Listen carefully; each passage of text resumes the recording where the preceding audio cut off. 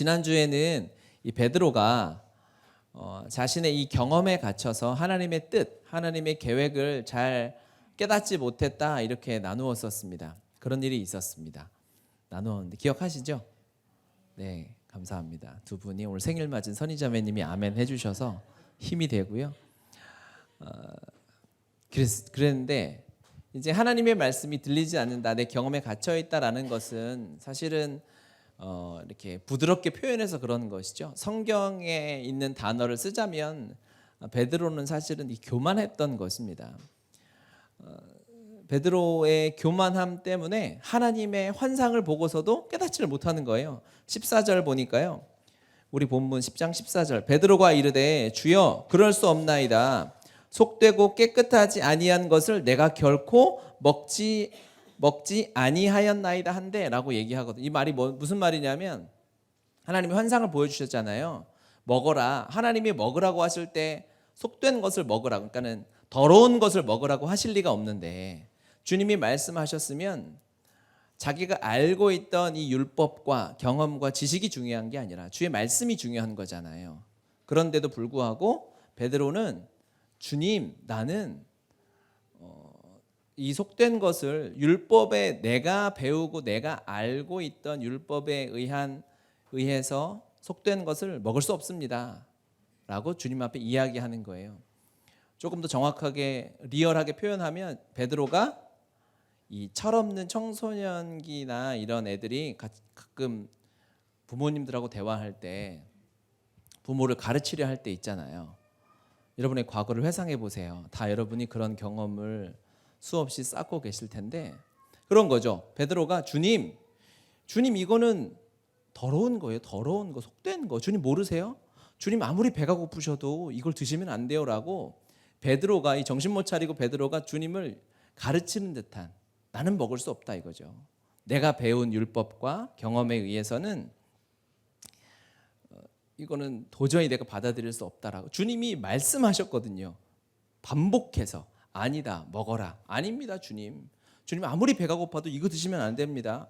아무리 복음의 교회 성도처럼 밥을 잘 먹어도 이거는 드시면 안 됩니다라고 베드로가 주님을 가르치는 상황이 있는 거예요. 너무 어이없죠.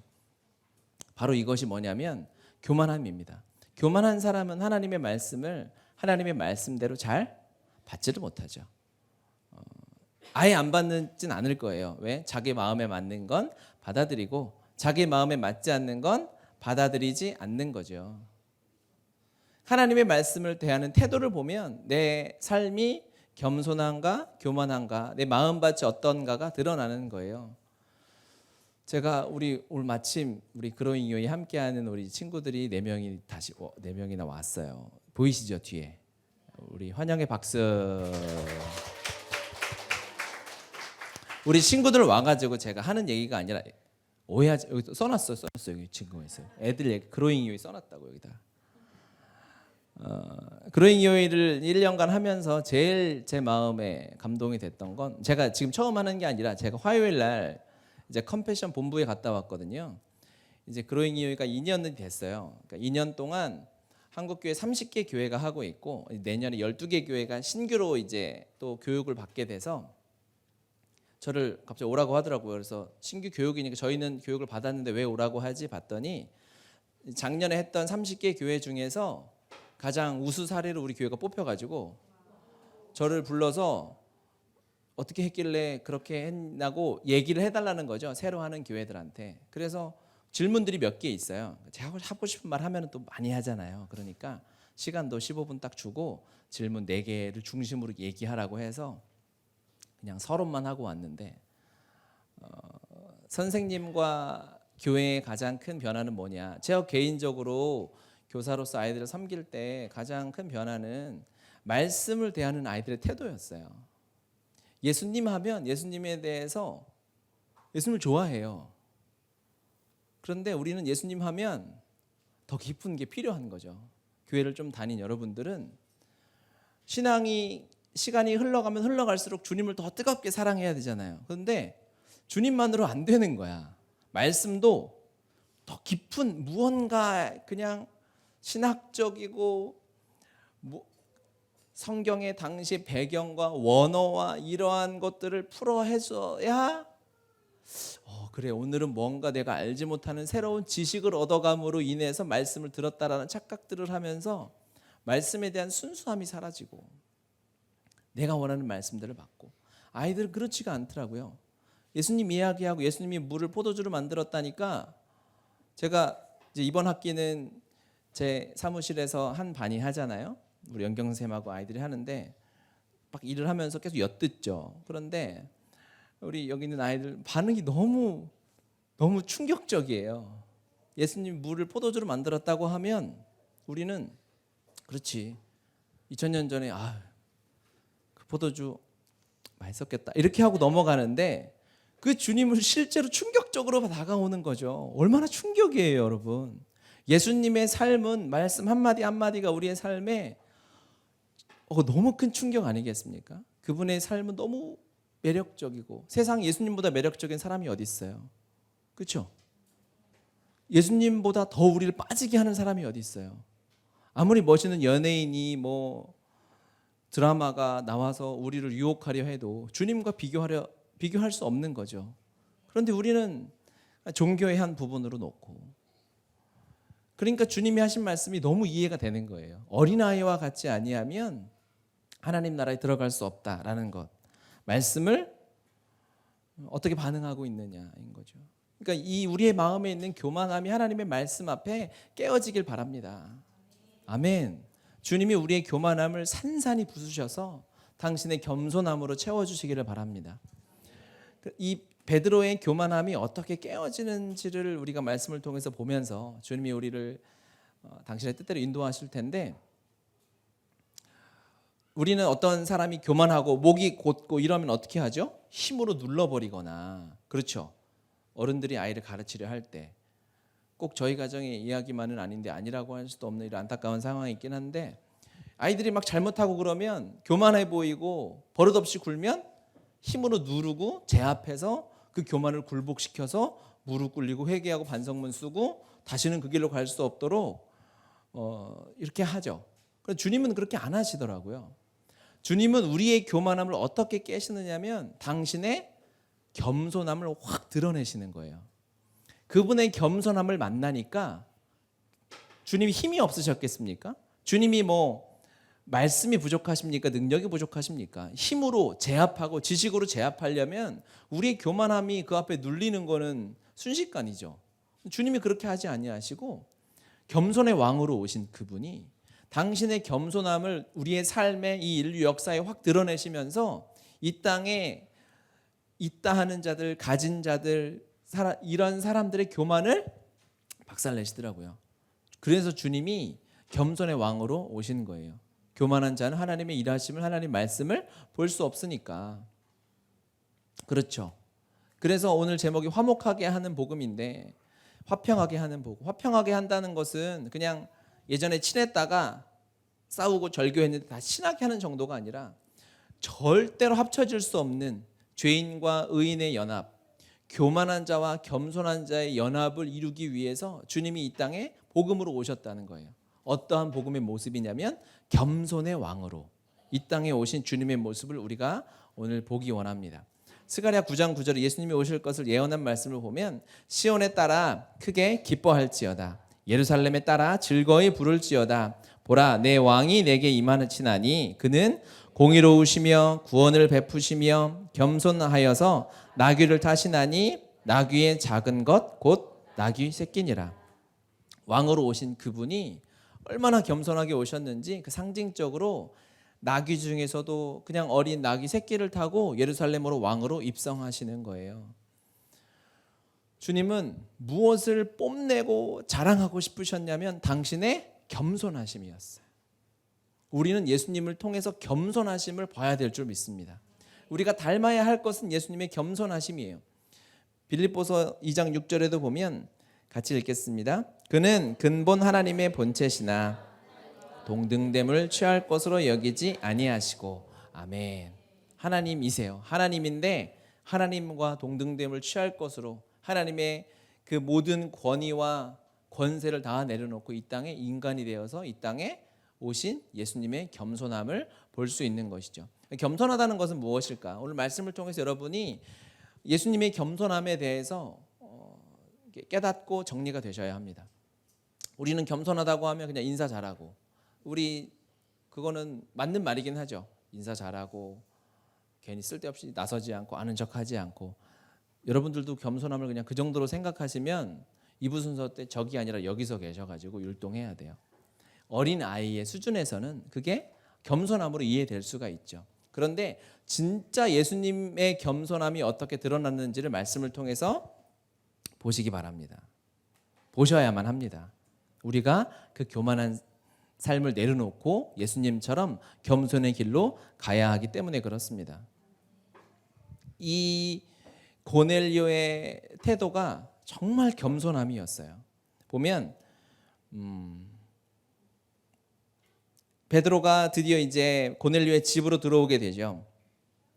그랬더니 23절 베드로가 불러들어 유숙하게 되니라. 즉 이제 경건했던 종들을 베드로에게 보내지 않습니까? 요바에 있는 베드로에게 보내고 베드로가 그 사람들을 불러서 자기 집에 자게 하고 다음 날 당장 뭐 차로 갈 수 있는 거리가 아니니까 차가 없으니까요. 이튿날 24절 이튿날 가이사랴에 들어가니 고넬료가 그의 친척과 가까운 친구들을 모아 기다리더니 마침 베드로가 들어올 때에 고넬료가 맞아 발 앞에 엎드려 절하니라고 합니다. 고넬료는 로마 군대 장교지 않습니까? 그렇죠? 로마 군대 장교고요. 베드로의 행색이 어떨까요? 베드로는 주님의 말씀에 순종하며 살지 않겠습니까? 주님이 전도하러 다닐 때 두 벌 옷을 가지고 다니지 말고 여분의 신발 챙겨 다니지 말고 그냥 원피스 하나 입고, 그 당시엔 옷이 원피스잖아요. 원피스 입고 신발 나망신 같은 거 슬랩 하나 신고 짐도 여러 가지 챙기지 말고 다니라라고 했어요. 그러니까 행색을 보면 고넬료와 베드로의 모습이 완전히 대비가 되죠. 그렇죠? 누가 더 가진 것이 많고 위치가 높은지가 보이고요. 심지어 베드로는 지금 어느 집에 있어요? 누구 집에? 고넬료의 집에 올 때 종들을 누구 집에 보냈어요? 이렇게 하면 애들이 이렇게 왔는데 여러분 실력이 다 들통나니까 무두장이 시몬. 누가 얘기했어요. 무두장이 시몬의 집에 있잖아요. 그 집이 어떤 집이냐면, 그렇죠? 동물의 가죽 다룬다 그랬잖아요. 천민 중에서도 가장 천민, 하층민 집에 베드로가 그 집에 유숙하는 거예요. 어느 집에 살고 있는지가 그 사람의 신분을 말하는 겁니다. 왕이 무두장이하고 교제할 수 있겠어요? 그렇지 않습니다. 베드로가 그 집에 있다는 건 베드로의 행색, 그 당시 수준 다 말하는 거예요. 그런데 그 베드로가 원피스 입고 쓰레빠 질질 끌고 고넬료의 집에 왔는데 로마 군대 장교가 그 앞에 무릎 꿇고 엎드릴 수 있다는 것은 엄청난 것입니다. 하나님의 말씀을 대하는 고넬료의 태도가 드러나는 것이죠. 고넬료가 왜 거기 엎드렸겠어요? 하나님이 말씀하셔서 내가 이방인인데 은혜를 입은 거예요. 내가 이방인인데 여호와 하나님을 섬길 수 있게 된 거죠. 예수의 이름을 듣고 그 이름에 감사하며 감격하는 삶을 사니까 감당할 수 없는데 주님이 기도 시간에 환상을 보여주시고 그 환상의 응답으로 베드로를 청해서 그가 왔는데 그가 무두장이 집에 있던 그의 행색이 어떻건 그의 재산이 어떻건 그의 과거가 어떻건 반응하지 않고 그냥 주님이 선포하시는 하나님의 말씀의 대사 앞에 철퍼덕 엎드리는 것이죠. 이게 고넬료의 겸손함이었어요. 하나님의 말씀을 어떻게 대하는지가 나의 겸손함이 드러나는 첫 번째 척도입니다. 여러분 하나님의 말씀을 어떻게 대하고 계십니까? 심지어 이 고넬료가 발 앞에 엎드렸다는 단어가 예배학 강의할 때 항상 나오는 단어인데 프로스퀴네오라는 단어를 쓰고 있어요. 이게 뭐죠? 예배하다라는 단어예요. 입맞추다. 종이 그 주인의 발에 무릎 꿇고 입 맞출 때 하는 단어거든요. 그것을 헬라어로 예배하다라는 단어로 이렇게 쓰이는 거예요. 주님을 예배하듯이 고넬료가 베드로의 발 앞에 엎드린 거예요. 말씀을 그렇게 받는 거죠. 하나님의 말씀을 대하는 태도가 나의 겸손함을 결정하는 것입니다. 설교 잘 들어라 라고 하는 말이 아닌 거 아시죠? 이거를 그렇게 생각하시면 제가 섭섭해요. 설교는 일주일에 한 번이고 매일 아침마다 여러분이 하나님의 말씀을 어떤 태도로 받으십니까? 그렇죠? 그 태도의 합산이 예배 때 드러날 수도 있겠지만 중요한 것은 주님이 말씀하시고 성령께서 나에게 말씀하시고 주님의 뜻이 드러나는 이 말씀을 대하는 나의 태도가 내가 교만한가 겸손한가가 판가름 나는 거예요. 아무리 겸손하게 사람들 인사 잘하고 교회에서 줄 설 때 양보하고 사람들한테 배려하는 삶을 산다 해도 그것은 인간 관계지. 그것이 하나님이 인정하시는 성경적인 겸손함이다. 주님을 닮았다라고 하기는 아직 조금 갈 길이 멉니다. 정말 하나님 앞에 겸손함은 말씀을 대하는 태도예요. 이 고넬료의 겸손함이 베드로의 교만함을 깨는 거예요. 우리가 이 겸손함을 내 삶에 배우잖아요. 그러면 우리 주변에 있는 교만한 사람들이 있죠. 나를 관계하는 직장에 있는 또 가정에 있는 내 학교에 있는 내 친구들이든 이 모든 인간관계 속에서 교만하다라는 것은 주님을 받아들이지 않잖아요. 그들의 마음이 어떻게 열어지며 녹아지냐면 하나님께서 나에게 허락하시는 겸손함일 줄 믿습니다. 이 17절에 보면은 베드로가 본 바 환상이 무슨 뜻인지 속으로 의아해하더니 환상을 봤는데요. 베드로가 이 환상이 뭔지 아직 깨닫지 못하고 있어요. 이해가시죠? 하나님이 환상을 보여주시고 이걸 먹어라라고 했는데 베드로가 주여 그럴 수 없습니다. 아이 뭐야 이거 무슨 이상한 환상이야. 성령께서 환상을 보여주시고 뜻을 말씀해 주셨는데 베드로가 이해를 못하고 있어요. 그 교만함 안에 갇혀 있는 거예요.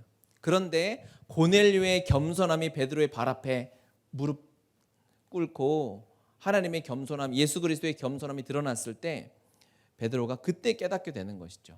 속으로 어리둥절하고 있는데 마침 고넬료가 보낸 사람들이 시몬의 집을 찾아서 이렇게 온 거예요.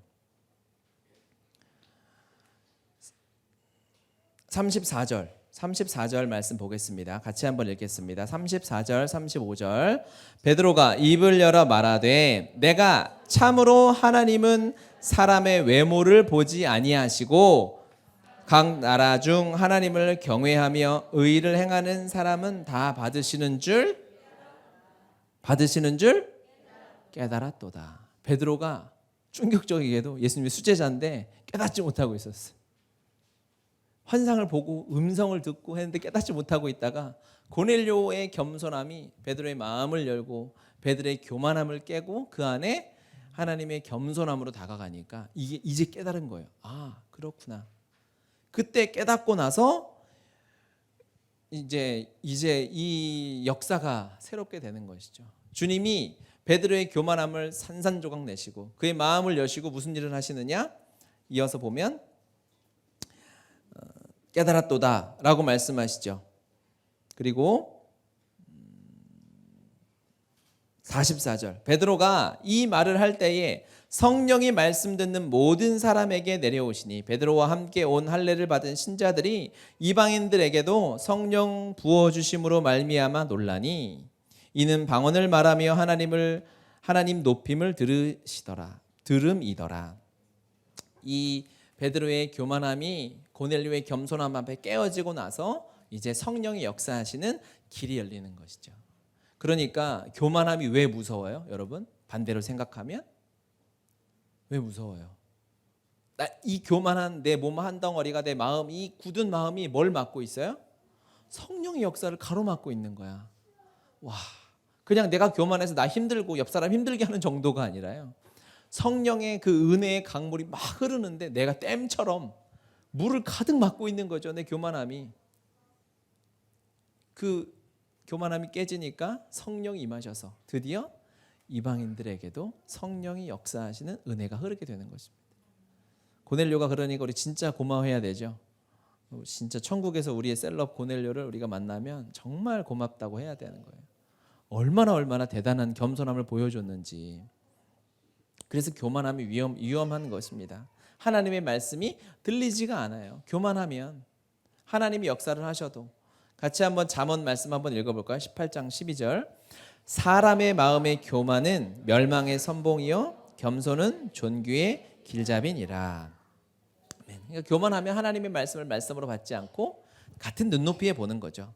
고넬료는 말씀 앞에 무릎 꿇고 말씀과 같은 위치에 있을 수가 없었던 거예요. 그러니까 무릎 꿇고 엎드리고 머리를 땅에 대고 하나님의 말씀을 내 삶의 전부로 살아계신 주님의 말씀으로 받았죠. 그런데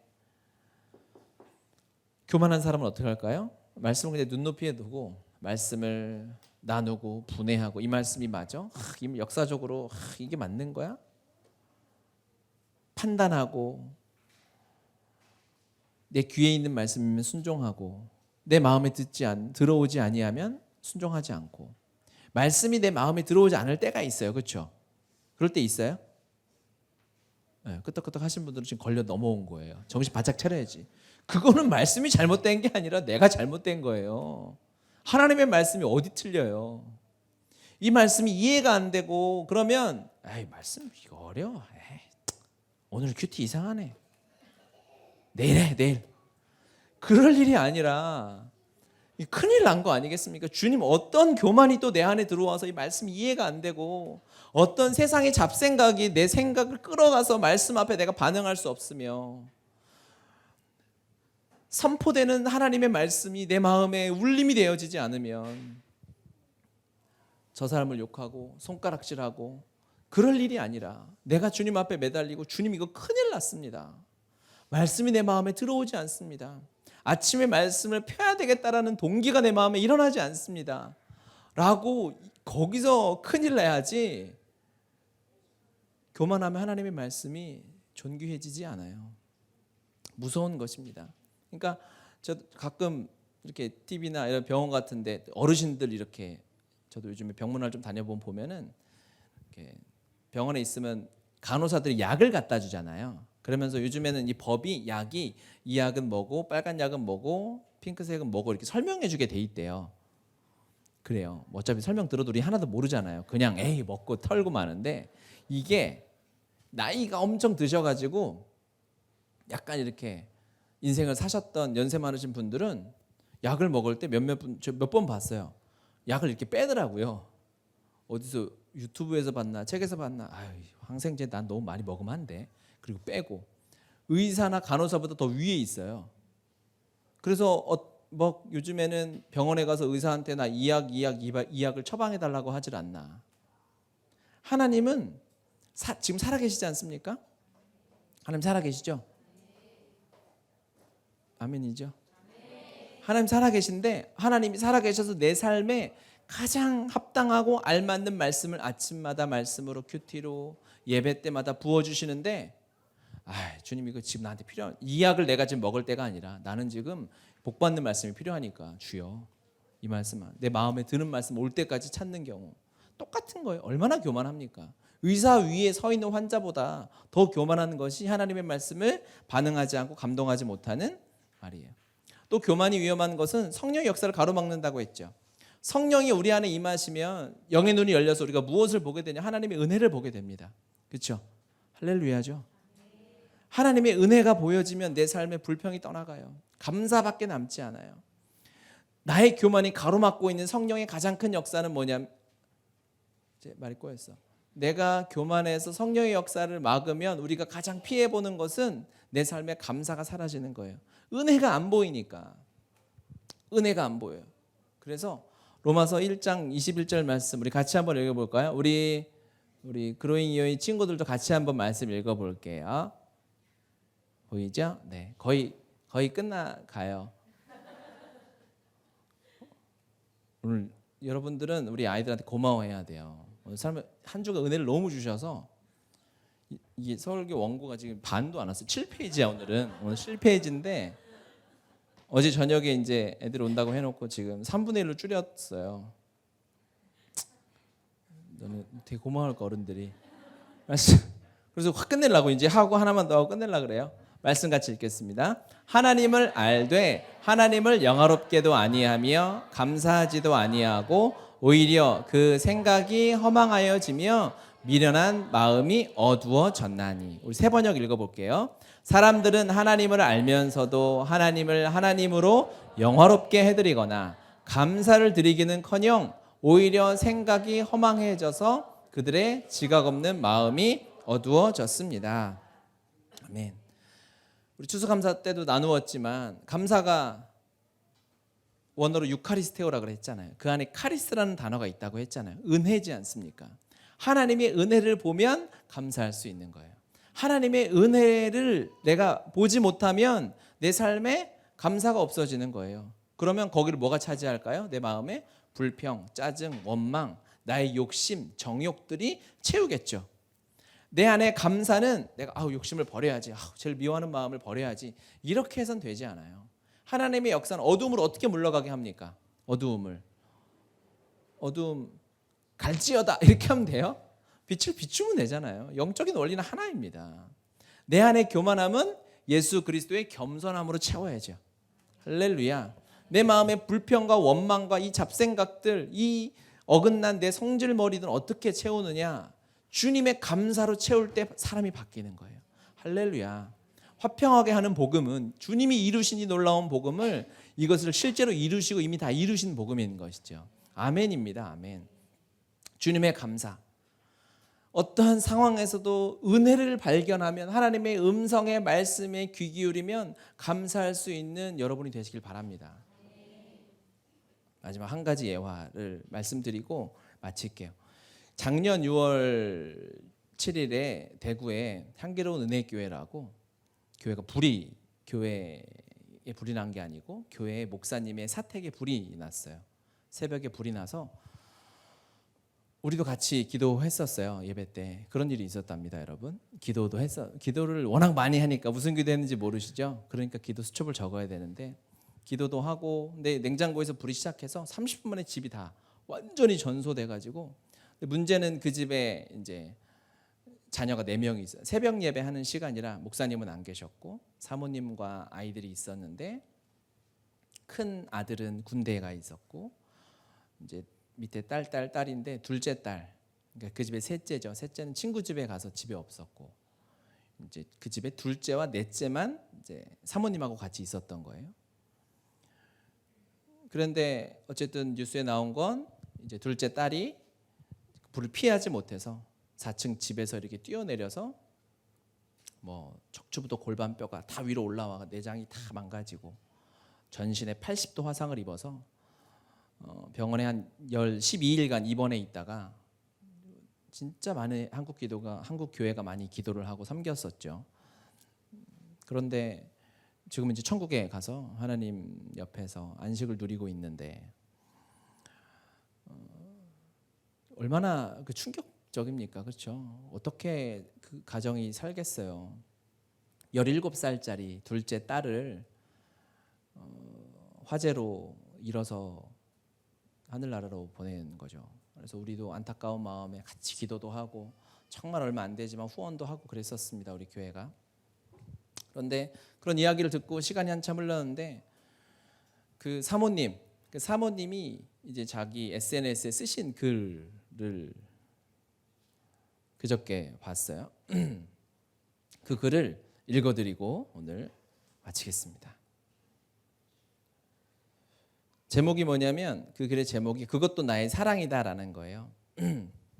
뭔가 이상한 느낌에 눈을 떠서 천장으로 번지고 있던 불을 보고 너무 놀라서 애들을 깨우려고 우선 큰딸이 자고 있던 현관 가장 가까이 있던 방문을 벌컥 열었을 때 하경이는 눈을 뜨고 앉아 있었지요. 불났다, 나가라. 고함치듯이 소리를 지르고는 막바로 더 안쪽 구석방에 자고 있던 막내딸을 깨우러 갔습니다. 부시시 일어나는 막내 손목을 잡고 그대로 현관으로 내달아 자동문을 여는데 버튼 하나만 누르면 바로 열리는 그 문을 바로 못 열어서 손을 벌벌 떨면서 연 기억이 납니다. 계단을 내려오면서 119 신고하고 이웃집 문을 두드리고 큰딸 하경이 이름을 부르면서 밑에 마당에 있노라 생각하고 계단을 내려오면서 올려다본 현관문으로는 그때 시작된 연기가 마구마구 뿜어져 나오고 있었고, 하경이가 왜 빨리 대피하지 못했을까? 내 말을 못 알아들었을까? 내가 너무 빨리 비명 지르듯이 말해서 못 알아들었을까? 자다가 깨서 멍하니 못 알아들었을까? 나는 왜 그 아이가 알아듣도록 미친 듯이 불났다고 계속 떠들지 않고 입이 막혔을까? 사람이 너무 놀래면 그렇게 되는 걸까? 평소에 그렇게 잔소리 잘하고 엄마 목소리 너무 크다고 좀 조용히 말해달라고 애들한테 핀잔을 들었는데 그때는 왜 고래고래 소리를 못 질렀을까? 계속 떠들었으면 그 아이가 무슨 일인가 싶어서라도 나와 봤을 텐데, 그러면 빨리 나갔을 텐데, 왜 나는 현관문을 여는 그 순간에도 딸이 먼저 나가 있다고만 생각했을까? 이런 여러 가지 생각이 소용돌이듯이 치면서 기도인지 절규인지 하나님께 심중으로 울부짖었습니다. 내가 그렇게 소리질러 나가라고 한 말을 하경이가 바로 알아듣게 하시든지, 아니면 나로 계속 떠들게 하시든지, 하나님 왜 그냥 계셨습니까? 벼락같이 나가라고 소리치고는 바로 몸을 돌려 나는 막내한테 쫓아갔잖아요. 내가 막내 구하는 동안에 하나님은 하경이를 나가게 해주셨어야지. 90% 화상에도 살아나 간증하는 어느 자매처럼 병원에서라도 살려주시든지. 나보고 어쩌라고요? 나보고 어쩌라고요? 나는 하빈이가 있었잖아요. 하빈이를 구하러 갔어야 했다고요. 나는 막내 구하러 달려갈 수밖에 없었다고요. 하경이가 얼마나 뜨거웠을까? 그 겁도 많은 것이 4층에서 뛰어내릴 때 얼마나 무서웠을까 생각하니 미칠 것만 같습니다. 길을 걸으면서 누가 보든지 말든지 엉엉 하나님께 항변 아닌 항변을 하고 있을 그때 제 뱃속 깊은 데서 나오는 듯한 분명한 말, 하경이를 데려간 것도 나의 사랑이다. 너무도 명확하게 들렸습니다. 하경이를 데려간 것도 나의 사랑이다라고. 사랑이라니. 그때부터는 아무 말도 할 수 없고 눈물만 나왔습니다. 그분이 사랑이라는데 무슨 말을 할 수 있겠습니까? 머리로만 알던 이성적으로 억지로 꾸역꾸역 알고 있던 그 사실이 가슴으로 내려가는 중이라고나 할까요? 하나님은 선하시단 말씀이. 그분이 하시는 모든 일이 이해가 안 될지라도 사랑이란 사실이, 인간의 생각으로 살아야만 그분의 사랑이라고 하겠지만 죽어도 그것이 사랑이라 하시니, 하나님의 주권 아래 이루어지는 어떠한 일도 함부로 그분을 원망하거나 재앙이라고만 단정 지을 수 없다는 것을. 그러고 보니 방바닥이 그렇게 뜨거워져서 애들을 구한다고 종종걸음 친 그것만으로도 발바닥 화상이 불을 밟은 거나 마찬가지라고 병원에서 그러더군요. 그렇게 벌써 집이 뜨거워져 있으면 현관 자동문이 녹아서 안 열릴 수도 있는데 열린 게 기적이라고. 또 연기부터 먼저 났으면 질식해서 눈을 못 뜰 수도 있고, 내가 못 깨어났으면 막내랑 나오지도 못했을 거라고. 현관문을 나올 때 그때 시작된 연기를 살짝 한 번 마셨는데 그것만으로도 목구멍이 타는 듯 했으니 그런 연기를 몇 번만 들이켜도 얼마나 무서울지를 가늠하게 됩니다.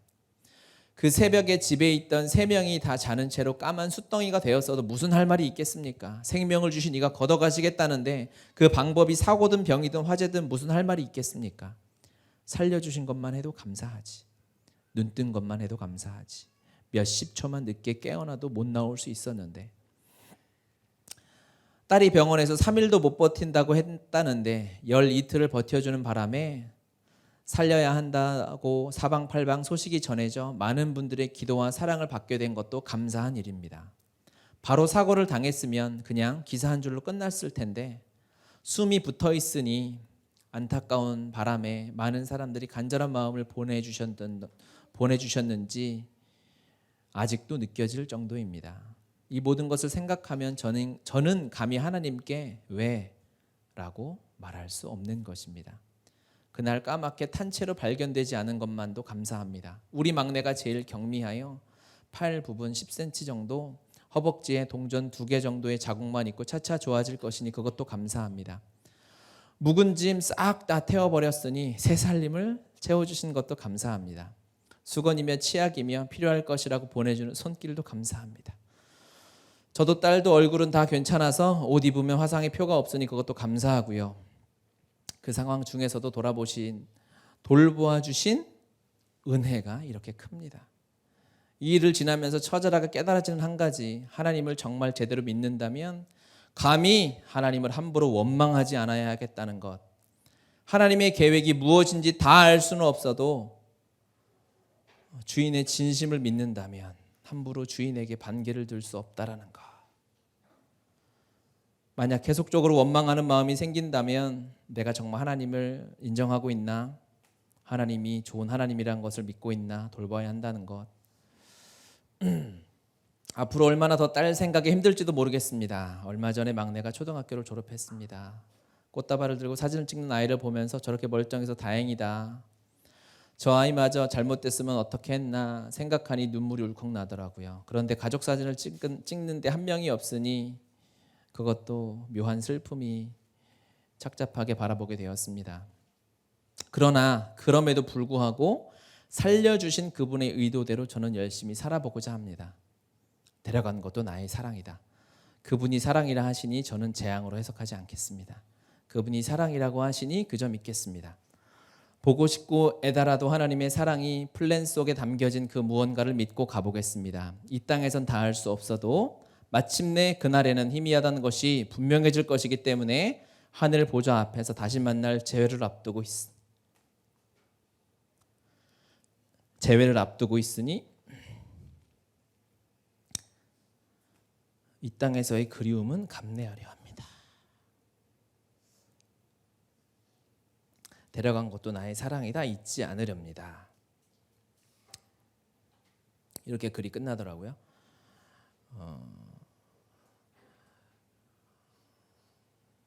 하나님의 은혜는 그 가정에 그 교회에 흐르더라고요.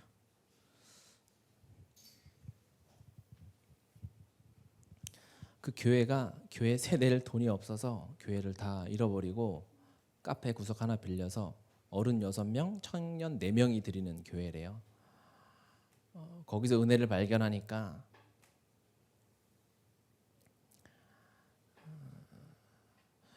우리가 이 글을 만나면서 제가 깨달은 건 뭐냐면 내가 너무 교만하구나였어요. 이 겸손한 한 사람이 내 앞에 드러나니까 나의 교만함이 산산조각 다 드러나 버리더라고요. 예수 그리스도를 모시면요 우리의 교만함이 다 드러나게 되는 거예요. 주님을 우리의 마음의 주인으로 모십시다. 주님 우리의 교만을 박살내 버리시고 하나님의 은혜를 보게 하여 주십시오. 주님 이 감사의 놀라운 은혜가 내 삶에 매일매일 수없이 흐르는데 주님 내 삶의 감사가 어디 갔습니까? 주님 이거 큰일 났습니다. 주님 우리 하나님 앞에 매달리며 기도합시다. 주님 내 마음에 영의 눈을 열어주시고 내 교만을 박살내시고 이제 내 교만이 끝나게 하시고 하나님의 은혜를 바라보게 하여 주시옵소서. 주께 감사하는 자 되게 하여 주시옵소서. 우리 주여 3번 하시고 오직 주님 앞에 감사함으로 예배하며 나아갑시다. 주여 주여